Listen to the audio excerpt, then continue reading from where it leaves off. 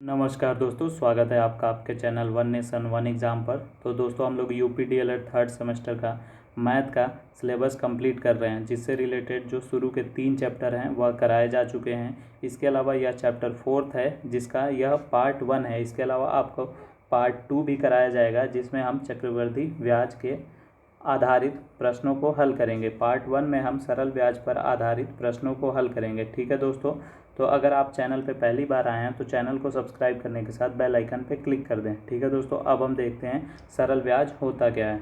इसके अलावा सरल ब्याज किस प्रकार से चक्रवृद्धि ब्याज से अलग है। ठीक है दोस्तों, तो सरल ब्याज यह होता है कि जो मूलधन होता है उसी पे हम ब्याज प्राप्त करते हैं, उसके पश्चात भी हम मूलधन पर ही नेक्स्ट समय में भी ब्याज प्राप्त करते हैं। वहीं चक्रवृद्धि ब्याज में क्या होता है दोस्तों, जो मूलधन होता है उस पर प्राप्त ब्याज को मूलधन में जोड़ दिया जाता है और पुनः जो जोड़ने के बाद मिश्र धन आता है उसको मूलधन मानकर उस पर पुनः ब्याज प्राप्त किया जाता है। यानी सरल शब्दों में सरल ब्याज को समझे तो यदि प्रत्येक समय अवधि में ब्याज की गणना मूलधन पर ही की जाती है तो सरल ब्याज कहते हैं। यानी हरदम जो ब्याज होगा वो मूलधन पर ही किया जाएगा। इसके अलावा अगर चक्रवृद्धि ब्याज को समझे तो जब किसी निश्चित समय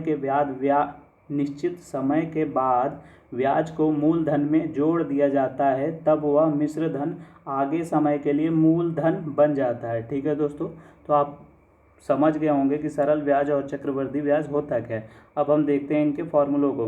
तो दोस्तों सरल ब्याज बराबर होता है मूलधन गुणे दर गुणे समय बटे में 100। इसके अलावा हम एसआई बराबर पीआरटी के रूप में भी इसको जानते हैं। दोस्तों यह प्रश्न भी डायरेक्ट पूछा जाता है कि सरल ब्याज का फॉर्मूला बताएं। तो अगर आप इस प्रकार फॉर्मूला लिखते हैं तो आपको नीचे यह भी दिखाना होगा कि यहाँ पी का क्या मतलब है, एसआई का क्या मतलब है, आर का और टी का क्या मतलब है। इसी प्रकार आपसे चक्रवृद्धि ब्याज का फॉर्मूला पूछता है तो आप लिखेंगे दोस्तों, चक्रवृद्धि ब्याज का फॉर्मूला होता है CI equal to A minus P. ठीक है दोस्तों, जिसमें A का जो फॉर्मूला होता है वह होता है A equal to P bracket में 1 प्लस आर बटे में 100 की घात n, जहाँ पे आप लिखेंगे A अमाउंट होता है, P प्रिंसिपल होता है, R रेट होता है और n समय होता है यानी टाइम होता है। ठीक है दोस्तों, यह जो नीचे एक और फॉर्मूला लिखा है यह दोनों में कॉमन है। यानी अगर आपको मिश्र धन निकालना है यहाँ से तो आप इसके मूलधन में जो आपने प्राप्त किया होगा ब्याज उसे जोड़ देंगे तो मिश्र धन ज्ञात हो जाएगा। इसी प्रकार यहाँ से अगर आपने इस फॉर्मूले से मिश्र धन ज्ञात कर लिया है तो मिश्र धन में से यह मूलधन घटाएंगे तो आपको ब्याज ज्ञात हो जाएगा, जैसा कि यहाँ पे लिखा हुआ है। तो दोस्तों आपको इस चैप्टर में केवल 3 फॉर्मूले याद करने हैं, एक सरल ब्याज का और एक यहाँ पे चक्रवृद्धि ब्याज में मिश्र धन का और एक तीसरा यह फॉर्मूला मिश्र धन बराबर मूलधन प्लस ब्याज। अब हम देखते हैं सरल ब्याज पर आधारित कुछ प्रश्नों को। ठीक है दोस्तों, किस प्रकार आपका जो फॉर्मूला है एसआई इजकल टू पीआरटी, उसमें एसआई पूछ लेता है कभी पी की वैल्यू पूछेगा, कभी आर की और कभी टी की, और इसके अलावा कभी मिश्र धन भी पूछ लेता है। तो हम इस पर आधारित सभी प्रश्नों को हल करेंगे। तो जो पहला प्रश्न है वह है 2000 का 5% वार्षिक सरल ब्याज की दर से 2 वर्ष का ब्याज होगा। तो दोस्तों जैसा कि आप देख रहे हैं यहाँ पे ब्याज पूछ रहा है यानी एसआई की वैल्यू पूछ रहा है। तो एसआई डायरेक्ट आप फॉर्मूला लिखिएगा, एसआई इजकल टू पीआरटी बटे में 100।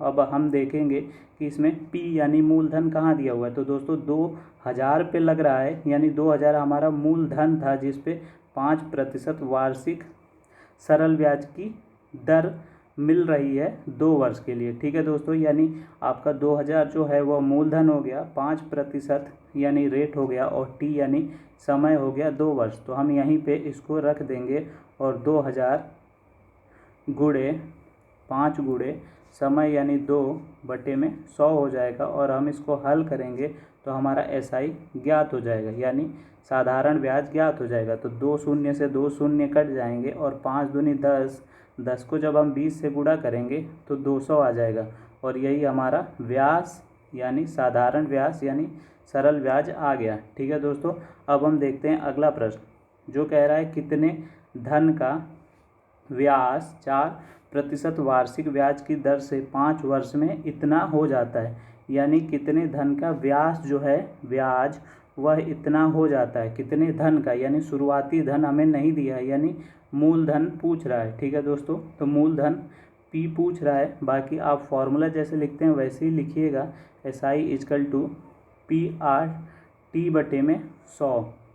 यहाँ पे आपको शुरू में इसने बताया कि ब्याज जो है वो 67 दिया हुआ है, इसके अलावा आपको मूलधन पूछ रहा है, इसके अलावा जो दर है वो 4% है और 5 वर्ष की बात कर रहा है, यानी समय आपका 5 दिया हुआ है। तो हम यहाँ सब कुछ पुट कर देंगे, SI की जगह 67, P की जगह हम P ही रखेंगे और जो रेट है उसकी जगह 4% यानी 4 और समय की जगह 5 रख देंगे। ठीक है दोस्तों, और बटे में 100 है तो 100। अब हम इसको हल करते हैं। तो दोस्तों जो हमें P की वैल्यू नहीं पता है उसको हम वहीं छोड़ देंगे, बाकी सबको क्रॉस मल्टीप्लाई करेंगे तो जो हर है वो दूसरी तरफ अंश में चला जाएगा और जो अंश है वो हर में चला जाएगा।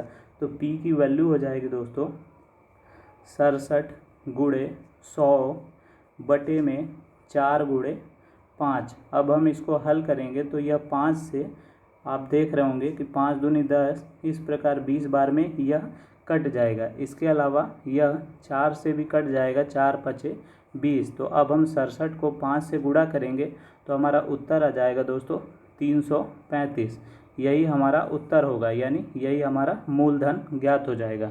अब हम देखते हैं अगला प्रश्न जो है 5000 के कर्ज पर रामू 2 वर्ष बाद 640 रुपये सरल ब्याज देता है। ब्याज की दर से प्रतिशत कितना होगा, यानी दर आपसे पूछ रहा है। ठीक है दोस्तों, तो यहाँ से आपको पता चल गया कि दर पूछ रहा है, यानी R की वैल्यू पूछ रहा है।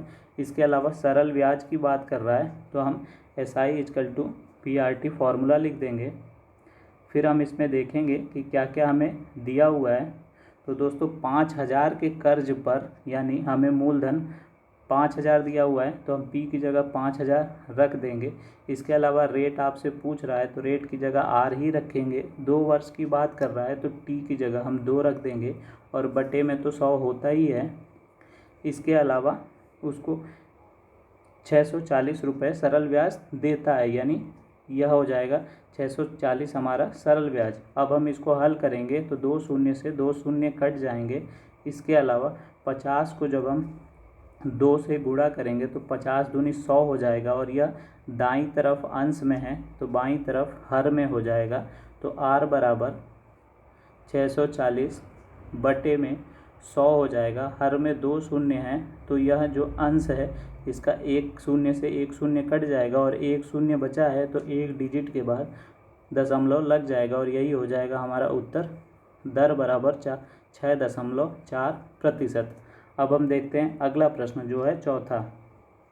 कितने समय में 900 रुपये का ब्याज 6% वार्षिक ब्याज की दर से 189 रुपये हो जाएगा। यानी दोस्तों शुरू में ही आपको पता चल गया कितने समय में, यानी आपको टाइम पूछ रहा है। ठीक है दोस्तों, कितने समय में जो 900 रुपये है उस पर आपको ब्याज की दर, वार्षिक ब्याज की दर से 189 प्राप्त होता है, यानी आपको यह SI दिया हुआ है। तो SI बराबर हो जाएगा P यानी 900, R जो प्रतिशत में दिया है यानी दर प्रतिशत यानी 6, और आपका समय नहीं दिया हुआ है तो उसकी जगह हम T लिख लेंगे और बटे में तो 100 होता ही है। ठीक है दोस्तों, तो 2 शून्य से 2 शून्य कट जाएंगे और फिर इसके बाद यह 9 से 9 दूनी 18, 9 एकम में 9, यानी अब हमारा बाईं तरफ 21 बचा है और दाईं तरफ 6 गुणे T बचा है। तो 6 इधर गुणा हो रहा है तो उधर जाके भाग हो जाएगा, यानी T बराबर आ जाएगा दोस्तों 21 बटे में 6। ठीक है दोस्तों, इसके बाद हम इसको हल कर लेंगे तो 6 3 के 18, 19 20 21 यानी ऊपर 3 और नीचे 6 और यह आ जाएगा हमारा वर्ष। यही हमारा समय आ जाएगा क्योंकि वार्षिक ब्याज की बात कर रहा था। अब हम देखते हैं पांचवा प्रश्न जो है सरल ब्याज की दर से 2500 रुपये का 2 वर्ष 6 माह का 6% वार्षिक दर से ब्याज तथा मिश्रधन ज्ञात कीजिए। यानी इस पर आपको इतने समय के लिए जो दर लग रहा है उसका ब्याज और मिश्र धन ज्ञात करना है। तो दोस्तों आप फिर से फॉर्मूला लिखेंगे SI इजकल टू PRT बटे में 100। आप यहाँ देख रहे हैं 4 चीज़ें अननोन हैं जिसमें से आपको PR और T दिया हुआ है, तो हमें SI ज्ञात कर लेंगे। और उसके बाद आपको मिश्र धन का फॉर्मूला मैंने अभी बताया कि जब हम SI में मूलधन को जोड़ देते हैं तो हमारा मिश्र धन ज्ञात हो जाता है। तो इस प्रकार हम दोनों वैल्यूज़ ज्ञात कर लेंगे। तो P की जगह 2500 और दोस्तों R की जगह 6 और यहाँ पे आपका समय 2 वर्ष 6 माह दिया हुआ है। ठीक है दोस्तों, और साथ ही में वार्षिक की बात कह रहा है तो जो यह माह दिया हुआ है इसको भी हम वर्ष में बदल लेंगे। तो दोस्तों 2 वर्ष 6 माह दिया होता है तो यह हमारा 2.5 वर्ष हो जाता है, जिसको हम 2 दूनी के 4 प्लस 1 यानी 5/2 लिख सकते हैं। तो 6 गुणे हमारा 5/2 हो जाएगा और नीचे 100 पहले से है तो उसके साथ गुणा हो जाएगा। अब 2 शून्य से 2 शून्य कट जाएंगे, इसके अलावा 2 तिहाई 6 हो जाएगा यानी 3 5 15 और 25 हमारा पहले से बचा हुआ है तो 25 गुणे 15 यानी 375 जो आ जाएगा वह हमारा SI आ जाएगा। अब हम क्या करेंगे दोस्तों मिश्र धन यानी A की वैल्यू भी ज्ञात करनी है। तो मिश्र धन बराबर होता है मूलधन प्लस ब्याज। तो जो हमारा मूलधन था 2500 उसमें हम जो हमने प्राप्त किया ब्याज उसको जोड़ देंगे। तो जोड़ने के बाद आएगा दोस्तों 2875 और यही हमारा उत्तर हो जाएगा। अब हम देखते हैं अगला प्रश्न जो है 6वां। कोई धन किस ब्याज की दर से 12 वर्षों में 2 गुना होगा। ठीक है दोस्तों, तो आप इस प्रश्न से समझ पा रहे होंगे कि कोई जो धन है किसी ब्याज की दर लगती है तो वह 12 वर्षों में 2 गुना हो जाता है। यानी मान लीजिए आपका मूलधन जो है वो 100 रुपये रहा होगा। ठीक है, 12 वर्षों बाद यह 2 गुना हो जाता है यानी 200 हो जाता है। यानी 200 होता है तो इसमें आपका 100 तो मूल्य धन ही था, यानी जो आपने प्राप्त किया ब्याज वह 100 रुपये हुआ, यानी 100 रुपये हुआ और वह P के बराबर ही तो हुआ, यानी SI बराबर भी हमारा P हो जाएगा। ठीक है दोस्तों, अब हम SI इजकल टू PRT के फॉर्मूले पे जो हमें ज्ञात है वह रख देंगे। ठीक है दोस्तों, तो SI जो है वह P है, इसके अलावा P भी हमने P माना है और जो R है रेट है दर है वही तो हमें ज्ञात करना है और जो समय दिया है वह 12 वर्ष दिया हुआ है बटे में 100। तो दोस्तों बाईं तरफ P है दाईं तरफ P है तो यह दोनों कट जाएंगे। इसके अलावा बाईं तरफ अब हमारा बचा 1 जो 100 उसके साथ गुणा हो जाएगा और साथ ही साथ उसके साथ 12 भाग हो जाएगा। तो R बराबर आ जाएगा 100/12 और इसको हम हल करेंगे तो 8.3% हमारा उत्तर आ जाएगा। ठीक है दोस्तों, अब हम देखते हैं अगला प्रश्न। 80 रुपये का 5 महीने का 2 पैसे प्रति रुपया मासिक दर से ब्याज ज्ञात कीजिए। यानी दोस्तों कह रहा है कि 2 पैसे जो उसको प्राप्त होते हैं वो प्रति रुपये से होते हैं। ठीक है दोस्तों, यानी 1 रुपया का 1 माह का ब्याज हो जाएगा दोस्तों, उसको प्राप्त होता है 2 पैसा, यानी 1 रुपये पे यहाँ पे लिखा हुआ है कि 2 पैसे प्रति रुपये प्राप्त करता है, यानी 1 रुपये पे वो 2 पैसे प्राप्त करता है।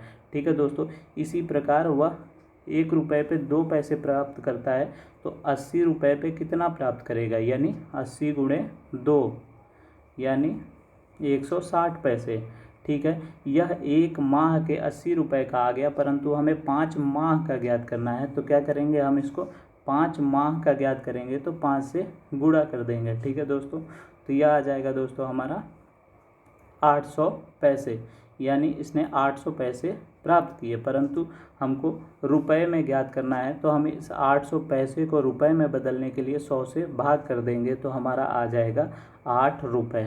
ठीक है दोस्तों, तो यही हमारा उत्तर हो जाएगा। तो दोस्तों यहाँ पे हमारा सरल ब्याज जो है वह कंप्लीट होता है। और दोस्तों उम्मीद करता हूँ आपको सारे प्रश्न समझ में आए होंगे, साथ ही साथ कॉन्सेप्ट भी समझ में आया होगा।